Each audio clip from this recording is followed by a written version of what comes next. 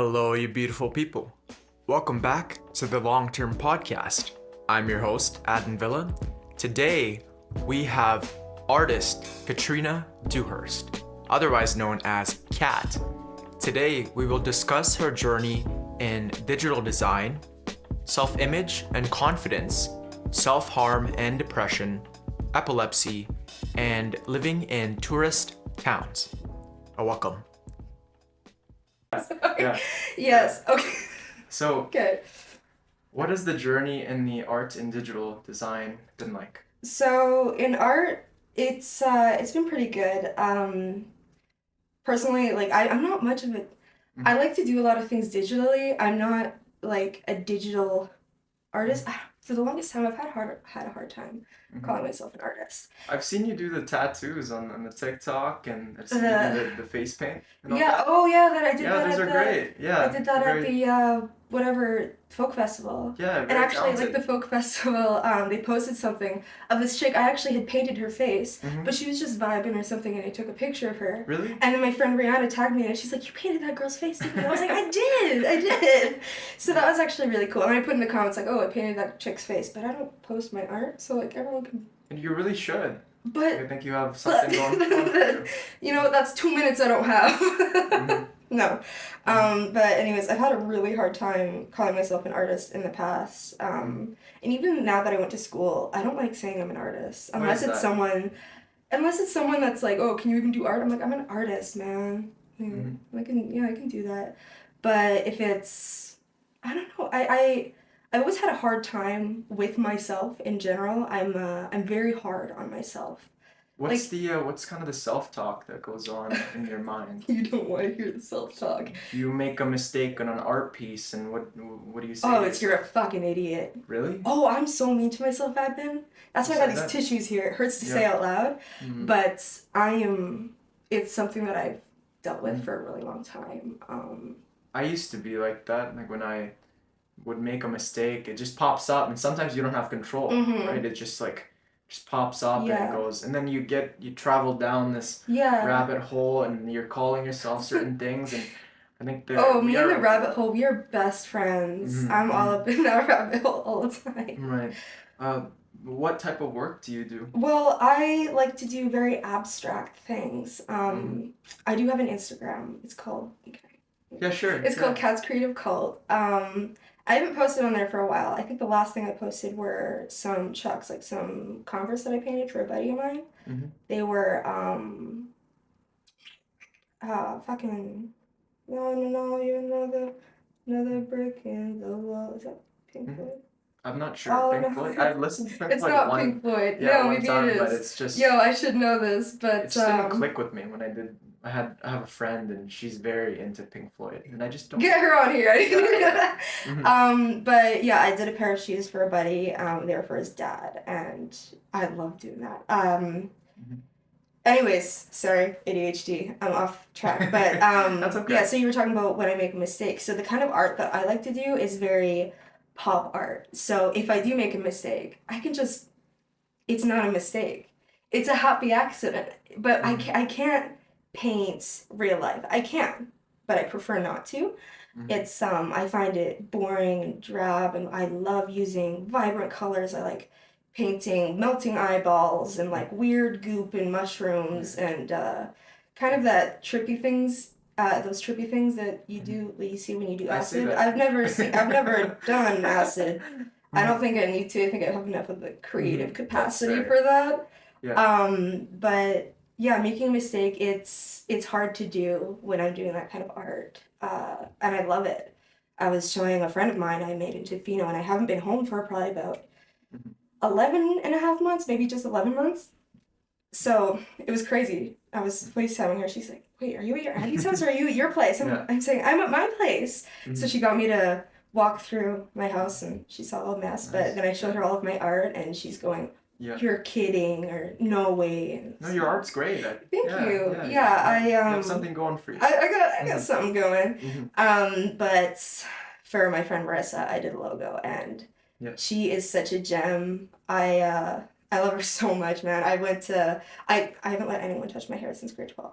Yeah, Marissa, She's the person I was yeah, just looking yeah, at. yeah, Yeah, yeah. yeah. No, She's great. she's Yeah. the sweetest. She's the cutest patootie, I man. love talking to her. Yeah, no, She was amazing. her Yeah. and I, we both have ADHD, but Mhm. when we're talking, we'll talk about anything. It just And flows. oh, it flows so well. And then we'll just start talking about something else, and no one will question the fact that we were just talking about, I don't know, Yeah. like something serious, and we'll be talking about, like, I had a pickle the other day. She was like, Yeah. yeah, I love pickles. And I then think we'll go on to, like, yeah. maybe calling her dog pickle once in a while. We'll start talking about her dog. Well, if the dynamic works, then who's there to judge, right? If Right? the two people are enjoying the conversation, then it doesn't really matter what other Yeah, people think. no, I guess not. So how does art make you feel? It makes me feel free. It's definitely a version of expression for me, Mm-hmm. or it's a outlet of expression. So, shoes, I love painting shoes. I'm actually working on a pair that I started 3 years ago. Oh yeah? And I'm finishing them off now. They're just chucks. I find that I really like the shape of Mm-hmm. chucks, and there's quite a bit of canvas. So that fabricy part, that's canvas, and the Mm-hmm. rubbery part, you can't paint on that part because it's gonna peel off, and I learned that the hard way. But yeah, I really like just painting, just whatever, um, especially weird things. Mm-hmm. The most real life I'll get is drawing and painting eyes. I really enjoy eyes. There's just so much Eyes are depth to them. beautiful. Yeah, I love making them weird, covering them with, like, using hot glue to make it look like they're, like, goopy, and then painting over the hot glue. I love doing that. Mm-hmm. But art is just such a great way for me to express myself. I like to do my makeup. I like to wear funky clothes. I like doing my nails. I'm actually going to be getting into aesthetics after I finish Mm-hmm. this last semester of school. But yeah, it's just a way for me to express myself, because I find that, especially in high school, I didn't know how to do that. Mm-hmm. I didn't know how to express myself, and I was also going through a lot of other things. Mm-hmm. So just with the depression and everything, like, I kind of grew up in a place, like, mental state and also physical state, of where I didn't know how to express myself, and it came out a lot as anger, it came out as confusion, it came out as hurting others, because that's actually how I thought I made friends, like, by insulting people, because that's what I grew up with. I grew up with two brothers and a dad, and Mm-hmm. that's how a lot of guys interact with each other. So I actually became really good friends with this group of guys at school, and I'm still friends with them now. But I don't know, just the way I thought that conversations went isn't actually how they go. Mm-hmm. So I find that art is a way for me to express that weird side of me that not a lot of people get. Marissa, I could probably always call her, and I got a friend, Katie, That's awesome. too. But I can be myself, and I can be weird around them. But if there's a lot of people that I kind of hold back on, because I got a weird brain, man. It goes all over the place. I mean, a lot of people are weird, right? But there are people out there, sorry about that. There are people out there that work for us. There are people out there that understand us, and if we look hard enough, if we don't lose hope, and we just keep trying to get after it every day. Mm-hmm. And you said that the creative, this art is a creative outlet for you. Mm-hmm. And this is, while other things in life, right, where it was anger, it was just frustration. Yeah. And you said that insulting other people was your way, that's what you thought was the optimal way of creating friends. I didn't realize I was insulting people. I really didn't realize. I just thought I was... You thought it was banter, right? Yeah, I thought it was banter. I would have fit in really well in Australia. That's how they talk to each other in Australia. But it's great that you have an outlet. Yeah. Like art. Yeah. Right? And for me as well, a creative outlet is essential to life. Yeah, because definitely. when you're there and you're going about life, you have a way of escape. Yeah, no, for sure. So where do you get you said you don't want, you don't like real life, painting real life. Why is that? Is it just you don't like real life, or is it just... That's a good question. Mm-hmm. I find that vibrant colors, or the things I want to see, aren't really in real life. I really like surrealism. So A good example of surrealism is there's a very popular painting. I don't know who it's by because art history is not my thing. I failed that class. Mm-hmm. But there's a picture of a clock and it's kind of melting. That's not something you would see in real life. So that's surrealism, kind of taking something real and putting a real weird twist onto it. So that's what I like. I don't know. I'll paint a sunset and then an eyeball in the sunset. Or I'll paint lips and then I'll smash up a CD and make them the teeth. I actually have that art piece. I think that was Awesome. the first weird thing I ever made. But yeah, so it's not that I don't like real life. I find this a great escape from kind of just the day to day. I don't know, I enjoy creating not necessarily the world I want to see, because if the world was the way I painted it, I don't know, it'd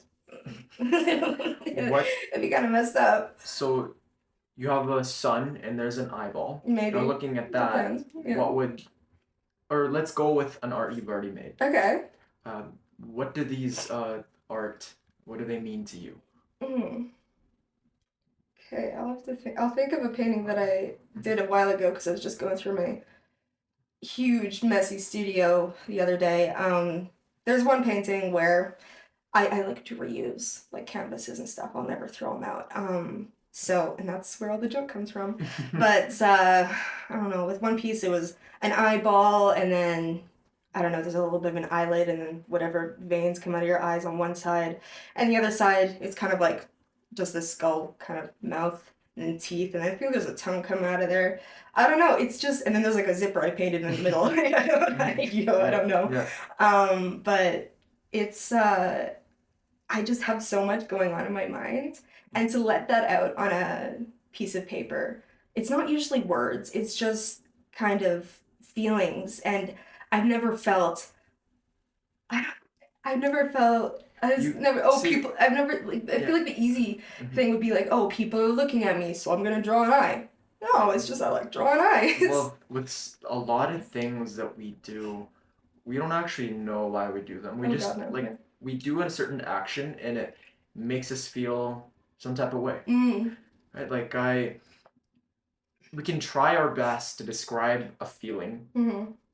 But it's never exactly 100%, right? We could go on to describe the feelings of love, the feelings of being relieved, fulfilled, but it does maybe a good job of encapsulating the feeling, but it doesn't get the grand kind of, because for you to be able to grasp how I truly feel, or for me to grasp how you truly feel, I need to be in your body, in your shoes. Yeah. Right? And I got cool shoes you can put on. Yeah. Well, we can try. We can keep trying. And the way with art, how that makes you feel, and when you have the paintbrush or you have whatever digital design, where you're going through these things, there's that release, right? You don't truly know what it is, but it feels freeing. It feels great. And while there's a lot of awful things in the world, that's beautiful, right? That's the one thing that's just that they can't take away from you. Right, because life does bog us down. There's a lot of chaos. We're about to talk about that. And thank you for coming on. No problem. But yeah, is there anything you want to talk about with art? I've kind of, I want to. So, what was the Instagram again? Cat's Creative Cult. Cat's Creative Cult on Instagram. Everyone, go check that out. She's very talented. Thank you. So, I haven't posted on there in about 3 years. But she will soon now. Yeah. She's back in Sherwood Park. Because that changes everything. I'll repost everything. Yeah. So, you mentioned that growing up, banter with your dad, with your brothers, that was kind of the way you make friends. And in regards to self-image and confidence, how has that been? Okay. So I'm actually I wrote down a bunch of things. Sure. Just so I can, because my childhood is very complicated and it's very personal, and I'm a very open book. Okay. But I'd like to kind of keep some things private, so I have about I just have a little bit in here. So I had a rough childhood. In short, due to an individual's extreme substance abuse, I experienced a lot of verbal, physical, and general neglect. There the police were called a couple of times, but like many of you may know, and many people know, it's very difficult to prove domestic violence. So it's one person against another. That set the scene for my mental health journey. Mm-hmm. And yeah, just for the rest of my life. And that's all I'm going to say about that, because I feel like anything more would just be kind of diving a little too deep. I'm sorry to hear that. Well, I'm out of that now, yeah, but... So you went through a not so good childhood. Oh, it was from when I was a baby to when I was in grade 6. My parents got divorced, but it continued after that. I'm sorry to till hear I that. was maybe in grade 10 or 11. Well, it's great that you're here Yeah, with I'm us still today, here. and I am still very you're much doing here. great, and Trying my best. yeah, good. And that's really the only thing you can do. Mm-hmm. Trying your best, right? Yeah. That's every day that comes. You try your best, and sure, these things happen to us. Mm-hmm. And for me, it was the same thing. My childhood wasn't as pretty as other people's, Mm-hmm. and I could choose to let that define me. And Mm-hmm. you know what? And some days it does define you. Mm-hmm. And you get into this the thoughts of, hey, what if my childhood was okay? What if this is okay? But then that's just wishful thinking. It shapes who you are, and I feel like going through what I went through made me a bit more cautious of just who I surround myself with and what things I do. And it was only up until maybe a year ago when I really decided, hey, there's better things I can be doing with my time, better people I can be surrounding myself with. And you learn. And I definitely learned just making better friends, surrounding myself with positive people. Great. People who wouldn't make me feel weird about not drinking or doing drugs. The only thing I do is vape, and that's still a problem on its own. But yeah, drinking, I'm scared of alcohol.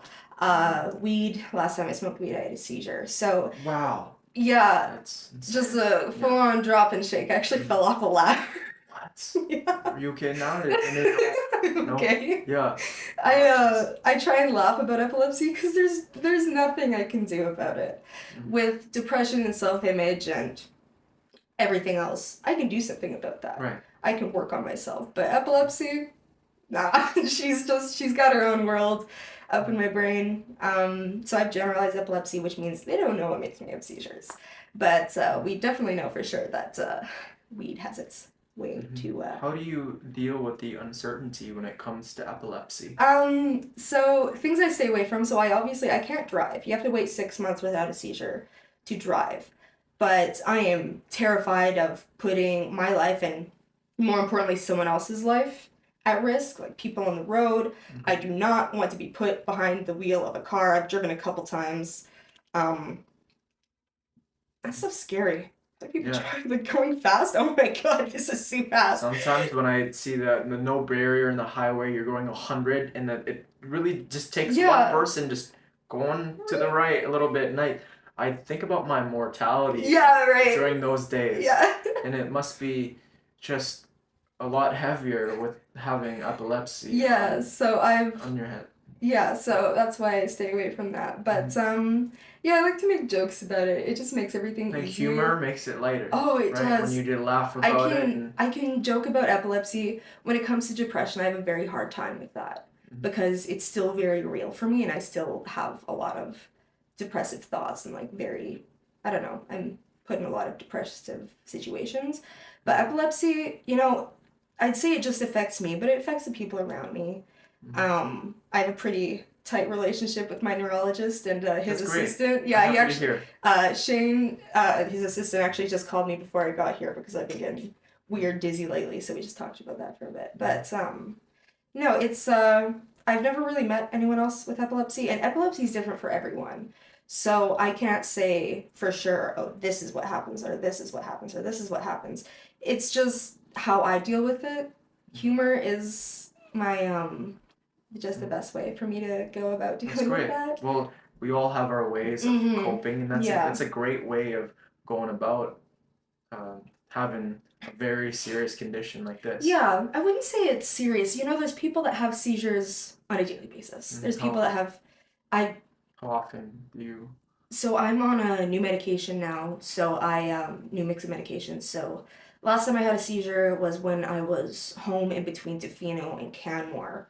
So more than 6 months ago. So I'm cool to drive. Do I want to drive? No, because I still have those moments where I'm thinking, am I gonna have a seizure? I'm feeling It's weird. the uncertainty. Yeah, it's definitely the uncertainty. But having a seizure, it's afterwards it's not funny. I mean, it's funny thinking back onto it. Like the last one I had in Tofino, I was playing was it? Yeah, I was playing beach volleyball, and I was tearing it up on that on that beach. Yeah. And I had an aura. So for me, my auras, it's kind of I'll be talking and I'll go. It's kind of a body hiccup, like Okay. And for those people that don't know, an aura is just like a a sign before a seizure. Did you do some research? I am in human neuropsych, and we learned about I didn't know that epilepsy. you were in that, but Yeah, just a class, and this guy had come in to talk about his epilepsy. Oh, so they didn't ask me? yeah, Probably no, said fuck around too much and joke about it. next year I'll ask my prof. Oh, yeah, Katrina yeah, Dewhurst. yeah. Get her instead. But yeah. So you said about your aura. Yeah, so I had Your a hiccup? couple of auras, and I asked someone, I said, hey, do you know what to do if I have a seizure? And they said no, so I gave them a rundown, and then I can't remember what I did after that. They said that, because I kept having auras, but I was thinking, I'm having so much fun, I'll be fine. Was I fine? No, but apparently I dove for the ball, and then I just started having a seizure on the ground. Oh my. The thing that bums me out the most about it is I asked them, did I at least hit the ball? And they said no. And I was no. yeah, I missed the ball. And what does that how do you remember any of it? No, so with me and seizures, usually it'll be about, I don't know, everything kind of goes black. So I'm unconscious during a seizure. People will say, what's it like having a seizure? I was like, I don't know, I wasn't there. But, because I'm literally not. I'm unconscious, my brain is going zap, zap, zap, zap, and my body's doing a little jiggle. But I don't remember anything during that. Usually about, 10 minutes or half an hour after the seizure, I've been told that I'll kind of come out of it and I'll start talking to you, and you'll think, oh, okay, she's cool. But no, I won't be making sense. So I shamelessly flirt with many paramedics, But just because, I'm in that state and it's just very lethargic, it's like, I like your boots. Yeah. 'Cause they got cool boots, man. Wow. Yeah. But, so I don't remember, probably they'll tell me, oh, you said this, and this after you had your seizure. And I'll say, I don't remember that. But that I had a great roommate at the time, Kendra. And wow, she said, when I told her I had epilepsy, she said, oh, I have my first aid training. In my head, I was thinking, that's anyone can do that. No, a lot of people have no idea what they're doing. First aid training is super important. She was amazing. She got me home. That's amazing. To our little apartment kind of thing in by the hotel that we worked at. And she let me sleep in her bed, because I have a bed in a loft. She had a bed right here, and then I had a bed right here, and so there's a wall in between, so they kind of fit in, so they can fit more units in that little building. And actually at the top of those stairs, I actually had a seizure when I smoked weed. That last time, I remember thinking, I was like, that bowl was too big, I'm gonna have a seizure climbing up. And then definitely, I can't remember anything past starting to climb. Definitely fell off of that. Blackout. Oh yeah. How long have you had epilepsy? Since I was 16. And yeah. What was? So I just turned 16, because I think it was in January. How did it come about? I was playing cards with my little cousins. Yeah, it was not a high stakes situation. I was winning. Just randomly. And I'm just a goofball, so apparently I was laying on the ground, and they was like, Katrina, you're being so silly. Yeah, they thought you were pretending. I was pretending. You were convulsing. And then they go, well, it was a rigid seizure, so I was just laying there, so I can see that. I'm a funny kind of person, so I was just laying there. Oh, and then they go, Auntie Kathy, my mom, something's wrong with Katrina. And so my mom runs into the room, and, motherly instincts come in. Starts doing CPR or something. She's just frantic.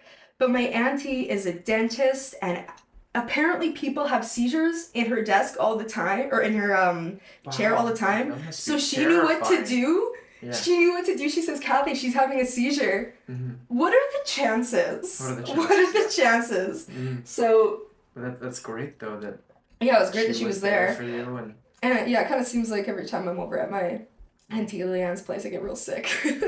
man, So that was my first seizure. It's great that there's just people to help. Oh yeah, right? my family. family's great. You know, just Ukrainian families are just so tight. But yeah, I could not be more grateful that she was there to just say, "Hey, Kathy, she's having a seizure." I just remember waking up in the hospital, and I had my old sketchbook with me. My mom had brought it, and I think she brought my fuzzy blanket. She knows how much I love fuzzy blankets. Still do.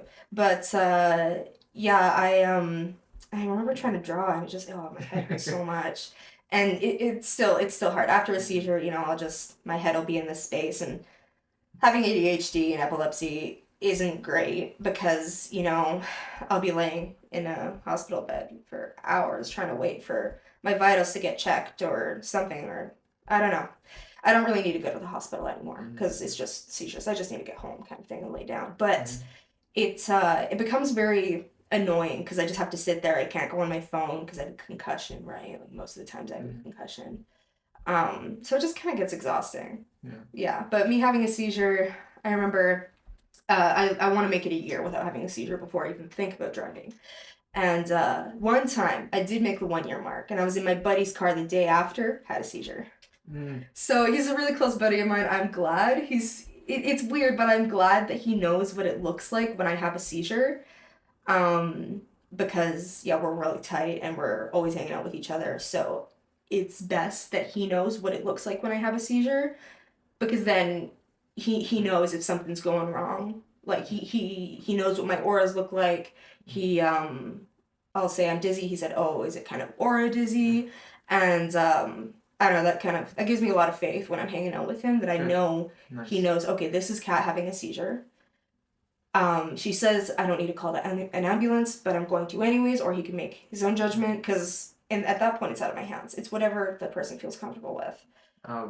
How would you advise someone who witnesses an epileptic epilepsy a seizure, and they don't know what to do? So usually, when I have a seizure, no one has a seizure standing up. Your body just kind of doesn't necessarily. It must be really dangerous. Oh yeah, dude! I fell out of the shower once, knocked my head on a ceramic toilet.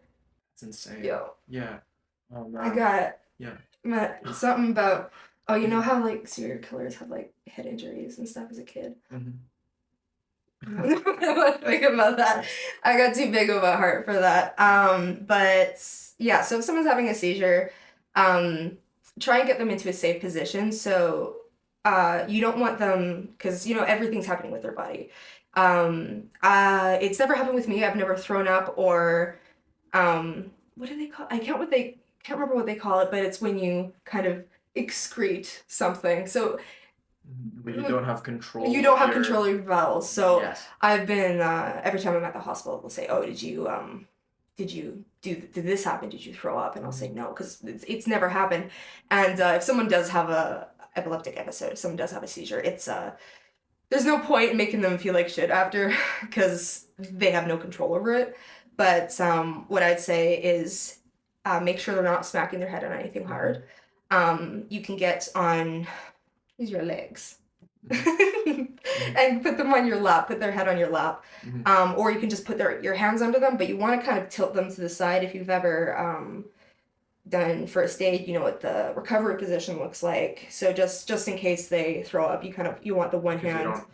So you don't want them to choke on that. I've bit my tongue a couple of times, but you also don't want them to choke on their tongue. So yeah, that's pretty much all you can do. If they haven't talked about it with you before, a lot of people have seizures a lot, like starting very often. And they'll just tell everyone, just, hey, you don't need to call an ambulance, just call this number or just give me a ride home. But if you're with someone and they haven't brought any of that up to you, call an ambulance. It's the best way. I kind of advise that, not necessarily like anywhere. I mean, because you know someone can be in financial debt, so maybe you know if you're not in Canada, if you're in the United States, you're just it's expensive. I've heard stories of people like even having babies jump out of the ambulance because they just have, I don't doubt it. they don't want to pay. They have nothing. Yeah. They have nothing to pay, so they don't want to be drowning in debt. Yeah. Yeah. Just because your body decides to be like, hey. Mm-hmm. Yeah. But yeah, just do your best. Try and keep them comfortable. If there's people around you, they'll probably be kind of closed in on the scene. So you're gonna want to say, hey, get back off. I usually, this happened at my last work. This lady didn't have a seizure. She just kind of dropped. I think she had a lot to drink. So everyone was kind of crowded around. I said, hey, everyone get out. And when we were trying to get her up to one of the hotel rooms, I pointed at like the two biggest men. I'm like, hey, you and you. Because it's hard to say, someone come help me. Because a lot of people aren't listening. They're worried amongst themselves. So you point out people, say, you in the blue jacket, you in the red jacket, come over here. I actually had to remind them. I'm like, have you guys ever played rugby? They're like, yeah. I'm like, okay, she's your hook. You used to play rugby. Right? Yeah, I did. Yeah, and so I was the hook. So my props, we actually kind of trained so they could pick me up completely, so I could use both my feet. But yeah, just try and pick out the strongest looking people. Anyone that volunteers to help. You want to get water. My mouth usually tastes kind of metallic-y after a seizure. That's usually because I've bitten something in my mouth. But there's not much you can do during the seizure except for keep them as comfortable as possible. They're still going to be very lethargic and very uncomfortable post-seizure. But there's really only so much you can do. Call an ambulance if you feel like it's necessary. If you feel like the seizure lasts for longer than like 45 seconds, I would say then for sure call an ambulance. Those are all great advice, and for people that witness someone and for people with epilepsy, you're not alone. Please hit me up. I've never met anyone my age with epilepsy, and it'd be kind of cool. I actually know a couple people that have epilepsy. Oh my gosh! I work out with this guy named forget his name. Just name drop him right here. Yeah. Is he open about having epilepsy? He is. Okay. Open. I just forget his name. And so, what would you advise to someone that has been recently diagnosed with epilepsy and they feel lost? It's not the end of the world. It was pretty upsetting for me, but stay away from drinking and weed. A lot of people think, oh, weed can help. In moderation, if you're doing CBD, something like that, that's fine. I personally, substance abuse runs in my family. So I personally can't, and I'm scared of kind of getting back into that rut because I was addicted to it. We'll talk about that another time or later. But yeah, so just remember that epilepsy is behind this gate, and substances are on this side, epilepsy is on the other side, and getting drunk or drinking alcohol, it's just pushing on the gate. And then you have too much, you do too much. You have an aura that's like pushing on the gate, and you kind of keep letting it go. You keep letting it just build up. It's going to push through and you're going to have another seizure. So I would say always listen to your neurologist. They know best. They've been studying the brain. If you need a neurologist, I can suggest one, but doctors always know best, and you'll feel for a while maybe you're missing out on some things, and you know what, that's okay, because it's truly not the end of the world. I think I felt like that quite a bit when I was having a seizure, or not when, but after I was diagnosed with epilepsy. I was thinking, are you serious? I have epilepsy? What does that even mean? So it's so easy to get tied up in that world of, oh, I can't drive, or oh, I can't do this. I've made it work for the past, I can't count, 16, 4, 5, 6, for the past six years, I've made it work. I take the bus everywhere. I ride my bike everywhere. You're strong. I try to be. Yeah. Just don't let it ruin your life. You can be depressed about it for a little bit, but honestly, from one person that has epilepsy to another, you're gonna have to kind of come out of that at one point. You have to just look at yourself and say, okay, is drinking, is driving, is not at the same time, but is drinking, driving, if you're affected by lights, I'm not, art, lights, and whatever, are those who I am? Do those things make me who I am? No, they don't. They don't. So you can live without them. And I smoked a lot of weed knowing the consequences, and I had a seizure. So sometimes it takes that last little kick in the ass just for you to be thinking, okay, I shouldn't have done that, and I'm never gonna do it again because I don't want to fall off like some metal ladder and hitting my head on the ground and then just army crawling out of my little apartment thing saying, hey, I had a seizure. That's great, though, that you do embody resilience when it comes to getting That's a a good very serious condition like epilepsy. Mm. You have found things that work for you, and you Yeah. have been able to be comfortable with it and laugh about Yeah, it. And you honestly, I can think it's kind of give funny. give back to the world, and you tell people that they're not alone, and then nobody is alone. Yeah, you're Yeah. definitely not alone. There's, I mean, if you were alone, it would be, there wouldn't be a diagnosis for it. Yeah, true. They would be like, why are they shaking on the ground? So someone has to have it for it to be a thing. So, you're not alone. You're definitely not alone. I'm here. You can always hit me up. I don't know. Of course. And Anyhow. how has depression influenced your life? All right. You ready for the notes? Okay. Sure. So, depression. Where is it? So yeah, so based off my childhood, we should have done a little disclaimer. So we did at the kind of beginning. At the beginning. Yeah, it's I been think talking. I'd skip probably, I don't know how long we're gonna talk No, about it's this okay. for. People, I've put what we're gonna talk about. Okay. Mhm. Okay, because I know it can be very upsetting for people, but this is my experience with it. This is the reality. This is the reality. This was my high school life. This was my teenage years. And a lot of it was spent with severe depression, suicidal thoughts, and hurting myself. So it's kind of hard to explain. Well, I mean, I'm gonna explain it now. See, the best of my ability. I've been very miserable before, but it was because of the situation that I was in. It was just situational depression, where but the condition around me was just terrible. But I've heard that depression is when everything's okay and you feel like the world is on your back, and you feel like you're not enough, and you feel these feelings are just coming out of you, even when this might be like a over exaggeration, but when you win the lottery, you could still be depressed, and those cases, I've thought about those, and then I'm like, wow, that must take life just right out of a person. Yeah, it's so like I said, I was in a very difficult situation when I was growing up. Very difficult. I didn't know how to process my emotions. I kept them all in, and then they came out as anger and confusion, and having ADHD at the same time just didn't really help, because then I'd just be jumping all around the place. So yeah, it was a very difficult time. I started cutting very early on. I'm sorry. Well, it's okay. You know what? It was how I dealt with things, but now I know how to actually deal with them. What did you find attractive about cutting yourself? Okay, yeah. So I'm actually gonna start off with kind of how I think about it now. I didn't really think about this at the time, but so those hot people that walk on hot coals, something that they do is they don't just walk on hot coals and be like, oh, I can't feel anything. They feel something, but they put that pain into a different part of their body. So your brain is so focused on it being somewhere else in their body that that they don't really feel it.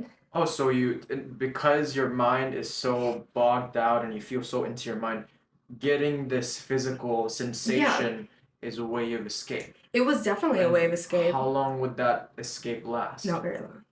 Not very long.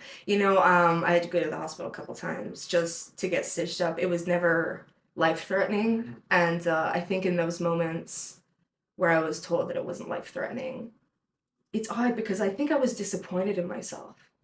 Why is that? It's like you couldn't just go through with it. You couldn't just put everyone out of this misery. So where did this stem from?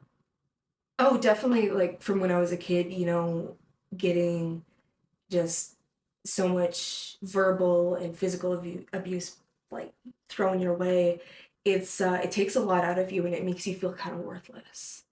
Yeah. So when people keep repeating things that are about hate, and you repeat something over and over, it becomes real. You believe it, yeah, and it becomes just kind of something that you do. So with me in cutting, it was just something that I did.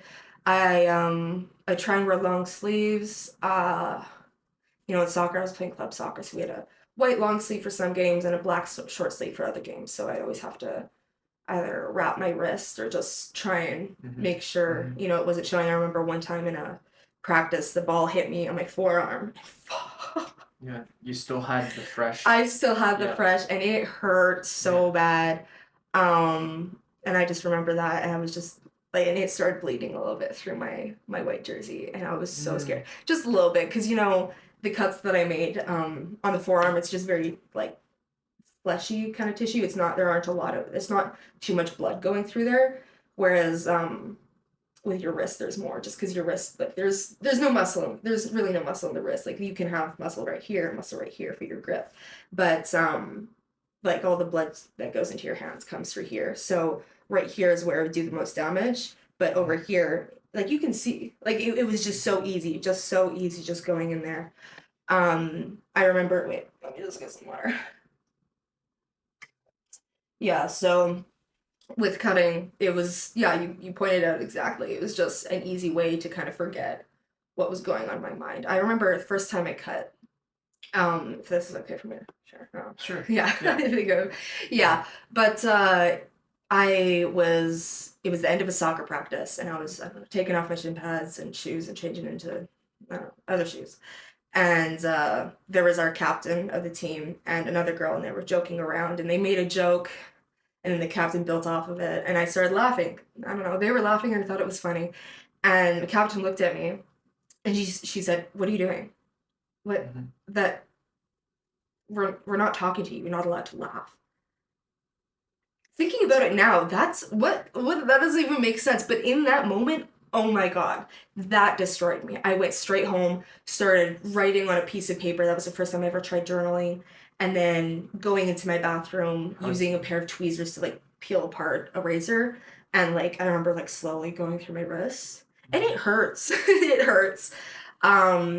It's, but with that stinging pain, you're not really thinking about what's going on in your head. No, you're not. But then once the stinging pain stops, it's just, head there. All the pain goes into there. So I have some on my thighs too, and on my other wrists too, but it's mostly my left hand or my left wrist or arm or wherever that shows up.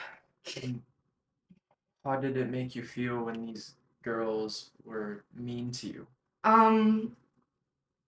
I felt very alone. Our captain was a very talented player, and the people she was friends with were kind of, the popular ones in their classes and stuff. And I definitely wasn't. I'm kind of odd in that way. I actually have borderline personality disorder, so it just the way my brain works is so much different from everyone else. I process emotions differently. I process conversations differently. And then that with ADHD just doesn't really help. And we didn't find out that I had BPD until I was like 18. So yeah, it just I was actually talking to my mom not too long ago about this. I was saying, well, they were really mean to me. And she said, "You were mean to them. Do you not remember that?" And I said, "No. Like I thought that was just that's just how I interacted with some of the people in my household. So I thought that was normal." So a lot of it, I think, they were kind of mean to me, but I was mean to them first. It's I don't think I didn't really know what normal or nice was. I thought that because this is what I see at home. This is just like how I'm gonna treat people This is outside. The way you show people that you want to be talked to, and they reciprocate it. Yeah. And the same way you gave to them. But so I was throwing shit and I couldn't take it back. You didn't reciprocate. You didn't expect that. Yeah. Right? And it was just your way of interaction was just morphed. Yeah. And it's great that in retrospect now that you've done some healing, and so when there's all these different outlets of escaping, you could have drank, you could have played video games, you could have terrified of alcohol. But why cutting? What about it? I felt like drinking and stuff. I was very young when I started. I think I was about 14 when I started, 13, 14. And maybe a little bit older, I can't remember. But I just remember, those things are too easy. Those don't cause pain, they kind of mask the pain. And if I'm feeling pain, I might as well, like, what I'm feeling that I should do is hurt myself. So maybe I can, like, whip myself back into the shape that other people want to see me in. Like, if people want to see me, like, people think I talk too much. Like, I do talk a lot. And in high school, people, oh my gosh, I'm annoying the fuck out of so many people. But I think, oh my God, why am I like this? So I'd hurt myself kind of like trying to get myself back into this submissive state where I would listen to people, I'd actually interact normally. And it never worked. I still talk a lot. But I definitely lost a lot of that. I lost a lot of confidence. It was just, the way, like, I would look in the mirror, like, oh, okay, this is gonna hit me hard. Oh, I gotta get my Kleenex. Oh, God. But I would look in the mirror, and I kind of went through a bulimic stage too, where you okay to continue? yeah, I'm okay to continue. Okay. Like, I feel like this is stuff that people need to know. But I would look in the mirror and I'd say, "You're like, who likes you? No one's gonna want to be friends with you. You're ugly." Oh, I keep telling myself that, and I think that's why I have such a hard time with my image now. It's just something that I've kind of built into my brain, saying, you're ugly, you're fat, no one's gonna love you, like stuff like that. You're not ugly. Well, you're not fat. And even now, even though you're saying that to me, I don't believe you because I've spent so much time building up this doubt in my mind. Because you're gonna kind of, I don't know. Me personally, I take my word towards myself before anyone else's, which is so not why healthy. don't you believe other people when they say you are beautiful? And I'm sure a lot of people have said that to you. Right? You are talented. Why don't you believe it? That stems from when I was really young. So actually, I remember the first time getting called fat. I was grade 1. It was all of us girls sitting in like, how you just sit down for lunchtime in their classroom. And this one girl is going around her class and she's grabbing every girl's wrist, and seeing if she can touch her fingers to each other. And like, she's touching fingers on some girls, and like everyone, I knew I was a little bit bigger than everyone else. I didn't know I was fat, and fat just has so much negativity attached to it. Whereas now, not so much, but in the past it's like, oh, you're fat, you're ugly, you're fat, no one likes you, you're fat, you're unhealthy, you're fat, you don't work out. So yeah, so she was going around to everyone trying to touch her fingers together, and I remember she gets to me. She looks at me and she's like, "Oh, you're fat." I remember that 17 years later, and that it still hits me hard, Do you remember it? Oh, clear as day. Daily? Not necessarily. Like, up to this podcast, I've been remembering it quite a bit, just because I've been thinking about, like, okay, well, what am I going to talk about?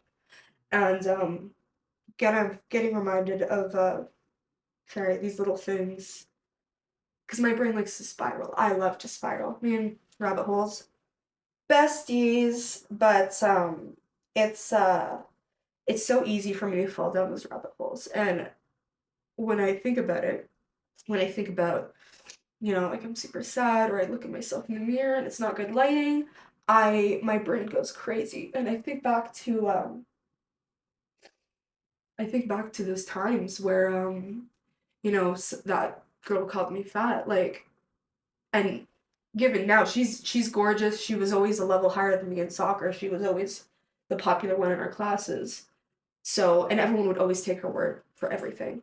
So since she said I was fat, I actually got called fat quite a bit. Like, after that, I remember I was like, on the playground, I was chasing one of the boys, and he yelled out, "Some old fat lady's chasing me." Like, dog. Just because this one chick said something, and when I say that everyone followed what she said, everyone in that class followed what she said. Everyone. And she became very popular in high school. I mean, no doubt, she's super nice, super pretty, very talented.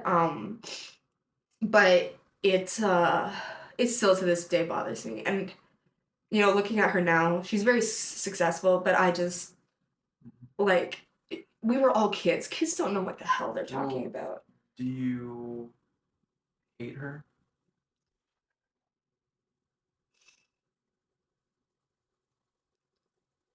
A little bit. Yeah. Yeah, hate is a very strong word, but I I look back to that and those moments, like she'd be at my birthday party and she'd say something like my mom makes like awesome like Halloween birthday cake, and she said, "Oh, I only eat ice cream cake," so no one touched the cake, and I was like, Well, "You're kidding me." She just had this way of just making everyone believe her, and I felt like it was always directed towards me well, when it probably wasn't, you know. we were all just kids at Yeah, that point, and yeah, and I'm sure kids if can be you, menaces, you know. I'm So sure if you talk to her now, it would. I know that you had told me off camera. yeah. Yeah, and she's very sweet now, Oh, and I'm she sure. Well, is. Yeah. I'm sure in the past it was just terrible, and she Mhm. shouldn't be saying stuff like that. And I'm sorry that you went through that, and Yeah. I know just how debilitating those thoughts can be. Hard. She didn't mean it, and you are capable, and you are not fat. You I just have to are, learn to say that to myself. yes, Yeah. yes. There is time to heal, Yeah. and it's just parallel. Yeah. Give me a courage. Yeah. Yeah. Oh, thank you so much. Yeah. Oh my gosh. No, but it's just we're kids, right? Yeah. You do the rest of the podcast like this. It's okay. It's okay. I can just listen to you. But how does am I a good listener? You're a great listener. Oh, Yeah. okay, No. because I don't know. Some people they tell me a lot of things sometimes, and I don't know how to act. Like I No, don't it's know. okay. I'm You're definitely not. not No, you trained have in- emotions, Yeah, but and I I appreciate feel that. I And feel I can see the emotions in your face. So I'm like, okay, yeah. it's not just like. But I feel you have gone through a lot in life, but still you sit here across from me and you still stand strong, even Yeah. though you have BPD, Yeah. epilepsy, depression. You went through You these can keep things, going. I got a lot going on right here, but but yeah. it's not gonna be like that forever. And I believe that you're on your way to a It can be better. like that forever, but I'm trying to change it so it's Right. not. Yeah. Yeah, that's great, and you don't lose hope. Yeah. Yeah, and these kids are just we're at our meanest I feel like kids are when we're so kids. mean. Yeah, kids are awful to each Yeah. other, right? But when you're growing up now, if I'm sure if you talk to that girl, you guys would get along. Okay, you guys would You know, be I don't think fine. we would because I hold a grudge like a Okay. like so bad. And I think I got that from someone in my family, just because like and the same person that I got all this like negative talk from, like they would also verbally abuse me, and so it's so easy for myself. It's so easy for me to verbally abuse myself. It's so easy for me to be mean to myself, and yeah, and I just a lot of insecurities, like Mhm. just with my body and stuff. Like I'll see, I don't know, like I don't think if you're a guy you'll see this, but there'll be videos of girls like, okay, like I'm a size 6 and also a girl that's a size 14 trying on the same outfit, and I'll look at the size 14 and be like, damn, she's thick, like fuck, but I'm the same size as her and I can't say the same thing about myself, Mhm. and it's like, wait, why? Like I can't, I still can't figure that out for myself. Just, you know, why am I so hard on myself? Like I have to learn to love myself, and Mhm. and I don't think I've really given it a fair shot yet. Like I haven't fallen back into this whole cutting thing. Like that That's stopped a great. while I'm ago. happy to hear that. Yeah, like when I got let go for my job, I was thinking, okay, how do I usually deal with this? Like, how would I deal with this in the past? And I look at my resume, I got cut, but no. Like, immediately my brain would be like, okay, well, we're not going to do that. That's insane. You know, we have people around us who love us. And I did in that time too, but I didn't believe it. So, with this whole body shaming thing, you know, in the past, I felt like there was no one that loved me. So maybe I just have to kind of work a little bit harder on my self-image, just to look back and say, well, no, there were people that loved me, but I felt like they didn't. So I'm excited to I don't know, kind of talk to my therapist about those things, but Mhm. it's difficult. you know, No, getting to that it's tough. stage. It's It's oh yeah, it's like, tough. where do you even start, right? There's Yeah, all these things. Do I go on this path? Do I go there? Do I go yeah, here? Is this the right decision? yeah, And it's just then you ask yourself, what's the point of it all? We're gonna yeah. die anyways. And Okay, I never thought of it like that, but that's a good point. right, that you said you had with these you were disappointed in yourself at Oh, the hospital. yeah. It wasn't really What necessarily like I was gonna die anyways. It's just like I kind of thought that it was better for everyone else if I wasn't there. you felt like a burden? Yeah, yeah, because And you do have people that love you now I know that. Now I believe that. but when you're in that mental state, Oh, God. it's so heavy. It's yeah. How would you describe Oh God. the being a burden to everyone you know and feeling like you're not enough and feeling like it's better that you're not on this world? How would you describe that? You know, I'd always be kind of like late to things. I would always be like one of yeah, I'd be the slowest in soccer. I would be like I'd be a burden in the household. Like I'd make a mess and I still make a mess, but I've learned to kind of clean up after myself. But I'd always make a mess. I would always piss my brothers off. I had very few friends. It seemed like when I did, they kind of like this was around the time when like friends made other friends. Like you weren't just friends with one person anymore. You were friends with more than one person. And I saw my friend at the time.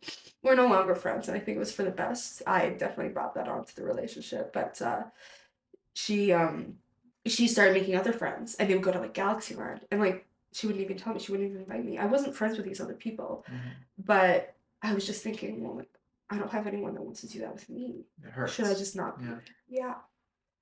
Yeah. So it's something that we have to get over over time, and it's not gonna happen immediately. Like you can tell yourself whatever you want. But knowing how my brain worked, I didn't believe myself. I was like, no, that's shit. Like I didn't believe myself. You know what? I'm really proud of you. Thank you. All the things that you've been through and your upbringing, while it Yeah. wasn't the greatest, Yeah. I'm sure there was some beauty into it. Oh. The struggle, I feel right? like there was like I like this isn't talking about beauty, but I feel like it's just one more thing that I should talk about. So bulimia, it was a very short stint for me. It wasn't super prolonged, but yeah, so bulimia, for any of you that don't know, is kind of I'd say condition. I don't think it was a condition. It's something that I never really talked about. Even a lot of my friends now don't know about it because I didn't really think it was that big of a deal. It's just like I'm just making myself throw up. But what I realized as of recently when I was writing all this stuff down was I would eat like if I would throw up if I felt like I ate too much. And I feel like I was forcing myself to eat. Put your finger. Yeah, pull trigger, yeah. Yeah. Yeah. Yeah, and just like go over a toilet. Like I remember like using like a cleaning spray around the toilet bowl just so I can put my hand somewhere. Because it takes so much out of your body, you know, like your throat hurts. Some people who have a very serious case of bulimia, like their teeth will start to deteriorate. You know, it makes your face red, your eyes bloodshot, makes you're like you cry. Serious. And it's very serious, and that's why I'm saying I like it wasn't that big of a deal for me because I knew that there were people that like were worse off with it. And yeah, so I knew that it wasn't something that I needed to really well, I didn't know. I thought that it was something I didn't need to talk about. But I don't know, this is the first time I've ever gone public about that. Like I'd say it was a short stint. I remember it starting when my grandparents and I went to Red Lobster. If you know Red Lobster, everything's greasy. I don't think any of it's like I went there one time. It wasn't the greatest. It's not the greatest. But I remember like going there and then being like, I need to go to the washroom. Like and I was feeling sick and I need to I was like, I need to throw this up. But then it kind of became a thing like after that where and the negative self-talk really, really took a turn for the worse. So cutting was still going on. I think the household, everything was fine in the household at that point, but I was still very negative towards myself. So, what my routine was, I would eat. Like if it was something sweet, like one thing, two things, or maybe a bunch of things, I would go and I'd start throwing up. And then it would get so painful, like, you're starting to shake because your body's like, what's going on? Am I sick? Did I eat something bad? But like your body itself knows, no, I'm not sick. No, I didn't eat anything bad. What's going on? So your body's starting to freak out and you're shaking and your eyes are watering. And so you have to take a little bit of a break. But what I would do during those breaks is I would look at myself in the mirror and say such awful things to myself. So I would go back and start throwing up again. So that's kind of, it's not a problem anymore, like at all. Great, I'm happy. Yeah. I mean, every once in a while, I kind of like, I don't know, I think about it. And I think it's a little bit closer to like cutting way out the window. I feel like bulimia or just making myself throw up is kind of like not all the way out the window. It's kind of still on the roof. It's just like still a possibility. It's kind of like jumping in and out of the house kind of thing. But it was a way that I thought I could make myself skinny. So I'd like look at myself and I'd be like, wow, you're disgusting. Wow, no one's gonna love you. Wow, like you're such a huge problem with this and that. And I like make myself throw up to the point I think I kind of get disappointed in myself when it just hurt so bad and I could keep going. That was the same thing with cutting. I'd get disappointed in myself. It's like, okay, well, what am I gonna do? Do I actually have to face this pain that I'm going through in my mind? I don't want to do that. So either I cut or I throw up or like what do I do? What what am I gonna do? Like what do I do? It became a point when there was really no outlet and I can't really remember kind of the series of events or like how everything went down. But yeah, there were a couple times where, just cutting it would just like I just remember one time I was just so depressed and I just went, but it was for my forearm. It didn't hit anything. So it was a lot of blood for sure. But like going to the hospital and getting 14 stitches. I don't know. I thought it was me being happy because it wasn't in my head. It was just the physical pain. Um yeah, so I never even told my mom about throwing up, but it's still very real for me, very like cutting and stuff. It was so easy to get into, and I have a couple of younger friends that have kind of gone down that path, and I've done everything in my power to try and help them out of it. Because it's scary. Like it's not just affecting you. You think that the entire world is looking at you and hating you, but you have those people that love you, and it's hard to see that until you actually get an outside look when you're older. And I feel like in high school it's so hard to get an outside look because you just feel like everyone's looking at you, and they are. Everyone's judging each other because no one knows how to. Yeah, no one knows how to do that, and yeah, so it was difficult, and especially for my mom. She is such a trooper. She's always been amazing to me, and ever since I kind of moved away and then moved back, we've become really close. Great. Which is great. I'm happy to But hear. yeah, it's way too easy. It was way too easy for me to just hurt myself. So she did a couple of classes and went through some things. And I remember finding this book in her room that says when your child is cutting. And I remember taking a red Sharpie and scribbling out the word cutting, and I wrote happy. I thought I was okay to the point where I thought I was happy. I thought I was happy hurting myself to the point where I'd have to go to the hospital. That was normal. I thought that was the best. I thought that was my best shot at being normal. Yeah. I'm gonna take a little break. Let's take a little break. I just want to say this is a lot. Yeah. I'm very proud of you. Thank and you. Are we gonna- stopped right now? No, we're Okay. gonna go on to great things. Yeah. Take a little break. What would you say to someone who's going through suicidality and questioning whether they should exist?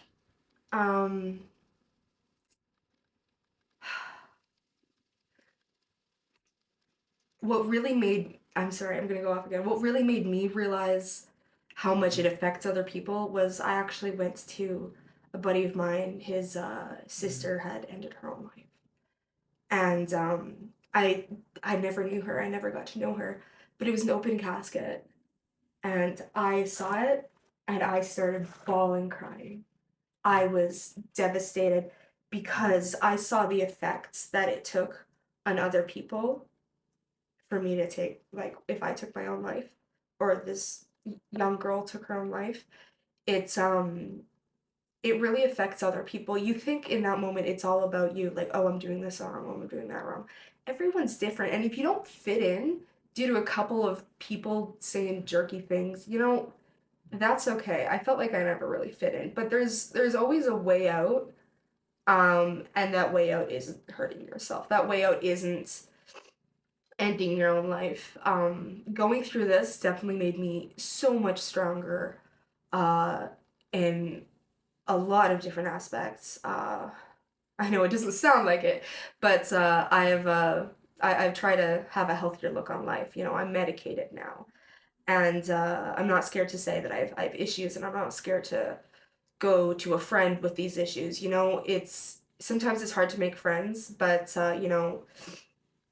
um, friends are like better in quality instead of quantity.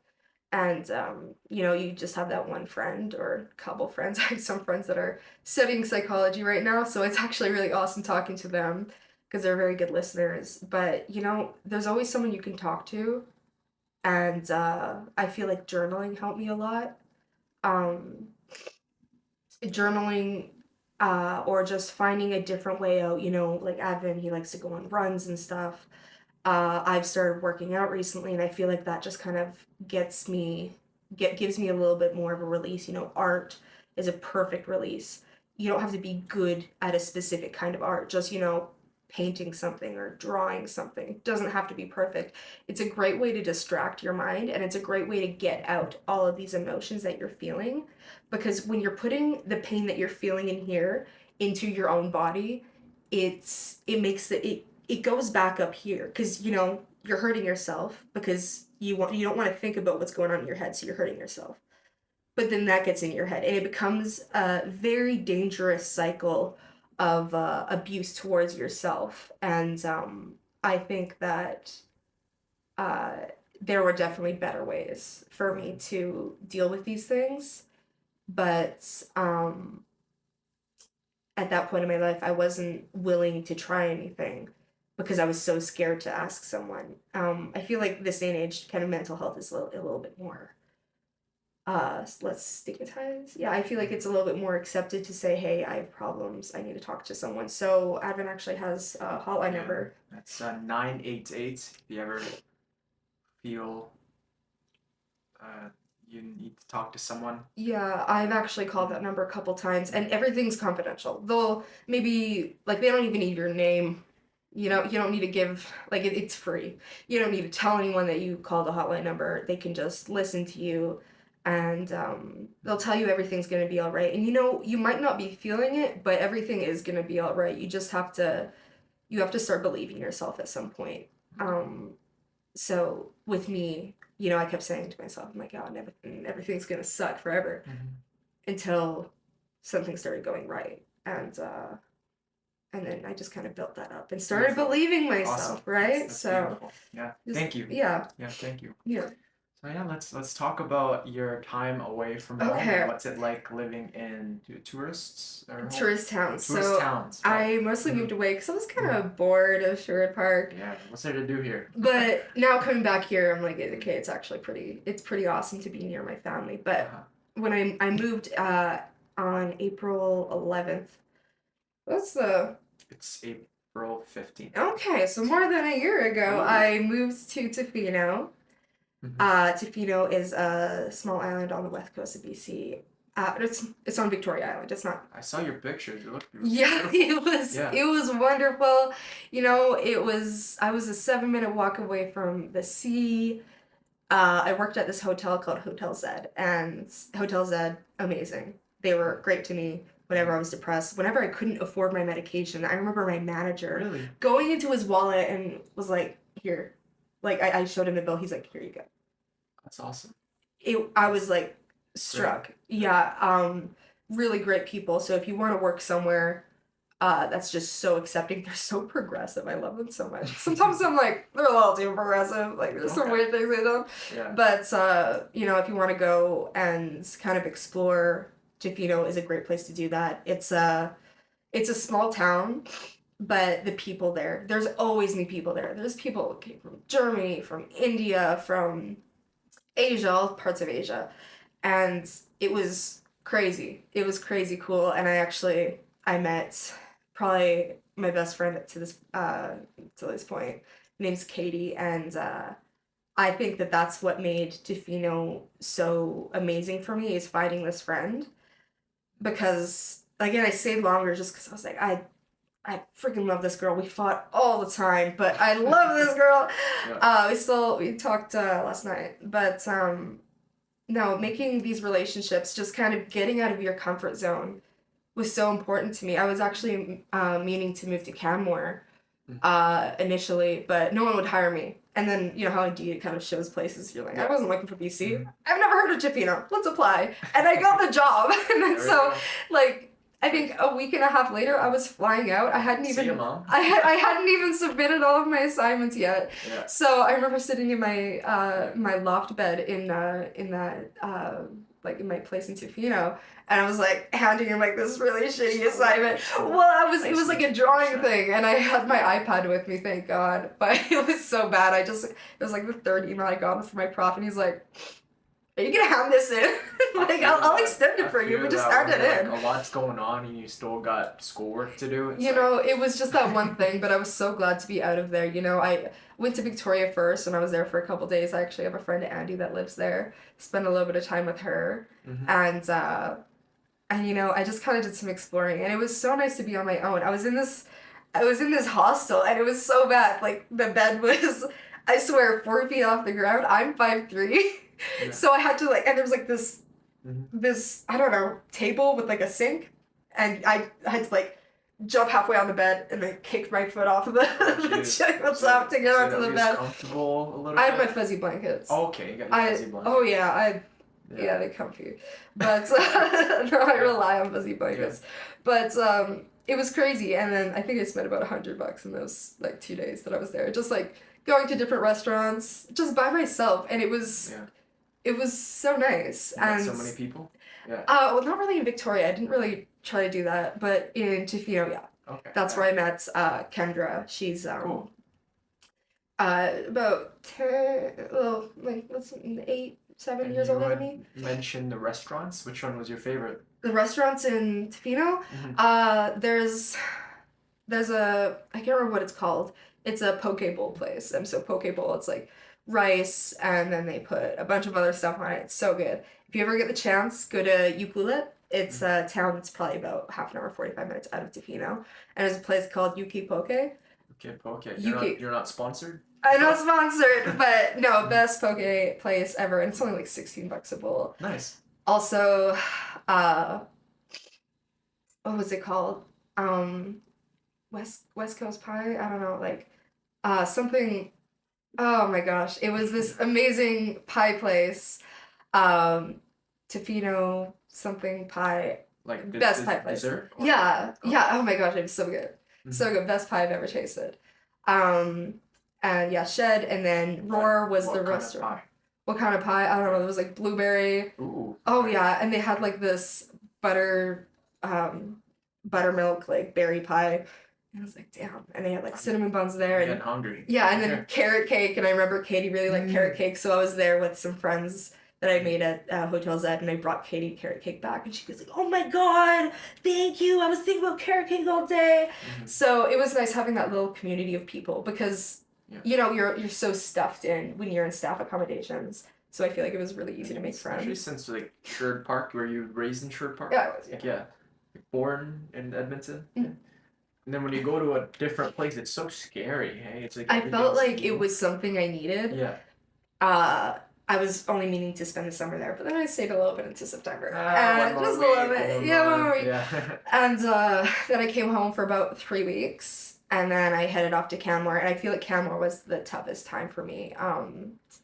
I was living with these two girls and the creepiest landlord you could ever think of. Camera. There was like a camera in the house. There was a camera outside of the door, pointing towards the door, which is like the most useless thing. If someone's robbing your house, they're not gonna be like looking up. Point it away from the door, dumbass. Like, sorry, it caught the corner of our window, so we always had to like keep the blinds closed. It's so creepy. Anyways, living with women, I couldn't do it. Like I grew up with brothers, and I feel like I'm pretty rough around the edges sometimes. And it was just so hard living with women. Like, they're very dramatic and they cry a lot. And I'm like, oh my God. Like, I remember asking my buddy Tyson, is like, is this what I'm like? He's like, yeah. I'm like, oh my God, I can't. I can't have more of me. Yeah, no. But I mean, they were wonderful to begin with. In the end, I couldn't do it anymore. Moved places, lost a job for about a month and a half. Thank God I had a commission from Marissa. I spent 64 hours on that. Well, I don't know. I redid it like 5 times. I had so much time on my hands. But it was in shoulder season. So if you don't know what shoulder season is, it's just kind of when there's not a lot of business. And especially when you're in a tourist town, it's hard to not have a job during that time. Groceries are probably about $2 more expensive.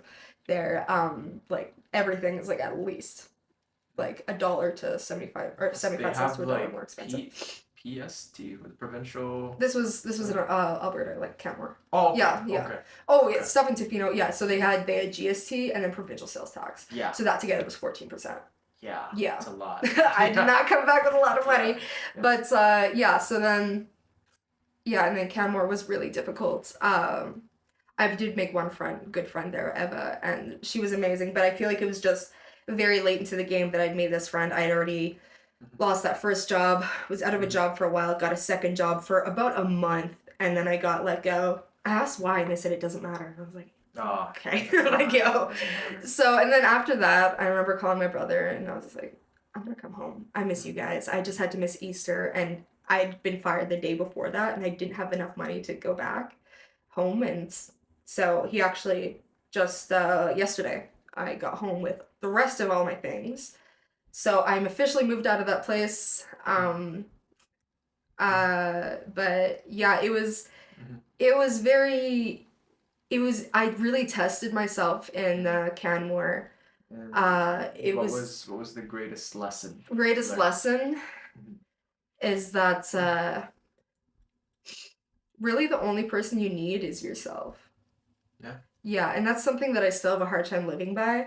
But you are what makes your day better. You make your day better. You choose whether you want to be happy or not. And I know even for myself, it's very difficult because I get in my own head all the time. But, you know, the work you put in can really change your perspective on, you know, how you live life. And I think moving away was something I needed to do. And now coming back, I appreciate things so much more. Like, I lived in a hellhole. Well, not a hellhole, but, you know, I lived with 3 guys, which was the most chill situation, but I was the only one that cleaned the bathroom and the kitchen, so it just became this point. I was like, right. But you come to appreciate things a lot more. Like I buy my own groceries now, even like I don't know, like I like buying frozen fruit and my own protein powder. Because you go through that independence now. Yeah. Coming back, it's so much more. It's so much easier. Yeah, and I feel like independence is something that scares a lot of people, but I don't even know if I was ready for it. Mm-hmm. I was just ready to just try something new. I just kept going through the same cycle of just blah, blah, blah. And I was just so ready to just, you know, drop all that and come back here. My first thought, actually, when I came back here was, yeah, everything's flat. But I can bike places. I have my bike with me. It's actually really nice insured park. It's very nice insured park. It's safe. It's safe and it's safe. The county, they really keep up with a lot of things. Like, you know, you have garbage. You can put your garbage outside instead of like being scared for a bear that's gonna come and grab it, or like elk. So you can actually like put your garbage outside and someone comes to pick it up. That is a luxury I did not have for an entire year, and it was crazy. You had to do your own garbage? Oh yeah, we had to like take it down the street, and I remember getting the boys to do that like in my second place. Oh my god. It was such a task. Yeah. Like there was still this giant thing of recycling in the corner. Yeah. And I'll ask one of the guys that has a car, like, hey, can you take me? Like, I'll grab a couple of bags and take me. Yeah. Okay. It's like a week goes by. Can you take me? Yeah. when I drive to Edmonton, I just see the people and I see kind of the roads and just I'm more thankful for Sherwood Yeah. Park. And I feel like growing up here, you're like, oh, There's nothing to do. yeah, there's nothing to do. Everyone here sucks. And- Everyone plays hockey or And you know something. what? Like, maybe having nothing to do is a good Yeah, thing. it honestly 'Cause when there's is. something to do, it gets pretty hectic. Yeah, right? yeah, There's people so- everywhere. It's like Yeah. Sherwood Park. It's peaceful. It is pretty peaceful, and I'm grateful that I have my family here. I'm very close to my family, my mom's side especially. Awesome. And yeah, it's great to be back. I'm glad I am Welcome back. And I'm Yeah. glad I could come to do Yeah. this podcast because you were talking to me and you're like, Yeah. you're in BC, right? And I was in Canada. I was like, no, but I love that you think that. I've been such an open book and so open about everything my entire life. It felt good to go off I grid. just saw the pictures and I'm like, that looks like the weather's too nice. Yeah, no, I kind of wanted to mess people up a little bit. Yeah. Like, I was like, I didn't really post anything for Tofino, so let's do that after I Fair. posted that camera back. Yeah, thank you. Of and course. Just, it's been a pleasure. One more question. Okay. What does the future entail for Kat? I'm gonna go and I'm gonna finish my fine arts diploma. I don't know, whichever's the lowest.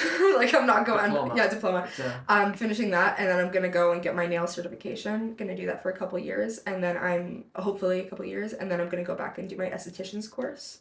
So yeah, like waxing, laser hair removal, eyebrow mapping. Awesome. Massage. And you're passionate about I'm that? very passionate about that. I mean, I came out of your bathroom, I'm like, are you using this on your face? This is bad for your face. Using this grapefruit Neutrogena. Don't use it, it's Okay. scented, it's got microplastics in it, and the soap is very stripping to your skin. I've been using it for almost 10 years now. You've got nice skin, Do but I at like the nice same skin? you have very nice It skin. could be nicer though, right? I mean, I can't say anything. You got nice skin. I have very acne prone skin. Fair. If you have acne prone skin. Yeah. Don't use Neutrogena, grapefruit skin. But yeah, this is Kat, everyone. Thank you so much. Yeah, It was you're a pleasure. welcome.